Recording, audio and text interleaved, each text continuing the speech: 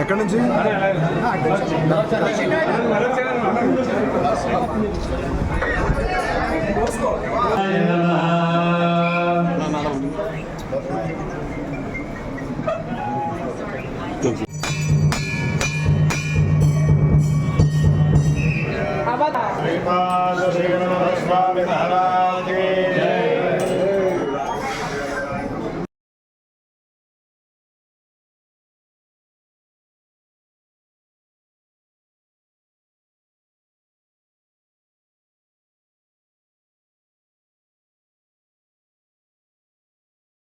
అందరికీ నమస్కారం.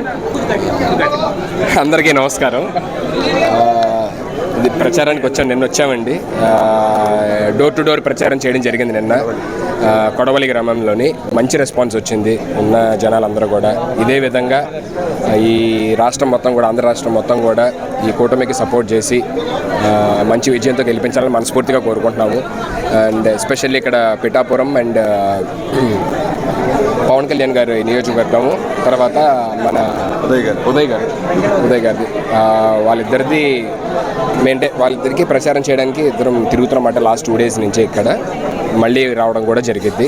Thank you so much. అందరం మేము ఇక్కడ ఫస్ట్ అసలు స్టార్స్లా రాలేదండి. మేము పవన్ కళ్యాణ్ గారి అభిమానులుగా వచ్చామన్నమాట. ఇంకా మేము జబర్దస్త్ లేకపోతే ఈ సినిమాల్లో చేయక ముందు నుంచి ఫస్ట్ నుంచి మేము చిరంజీవి గారికి, పవన్ కళ్యాణ్ గారికి అభిమానులు.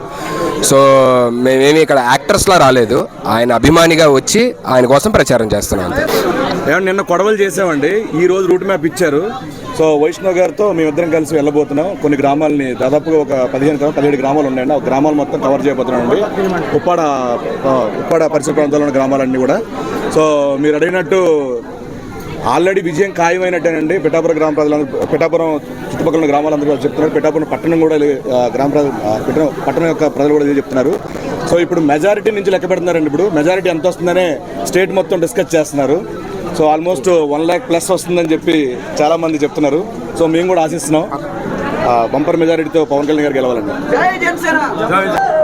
జనసేన అలాగే టీడీపీ, బీజేపీ కూటమి ప్రచారంలో భాగంగా పిఠాపురం రావడం జరిగింది.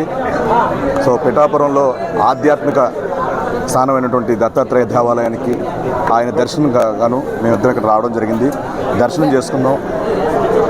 ఇద్దరం బాగుండాలి, అలాగే జనసేన బాగుండాలి, జనసేన గెలవాలని, కూటమి గెలవాలని కోరుకున్నాం.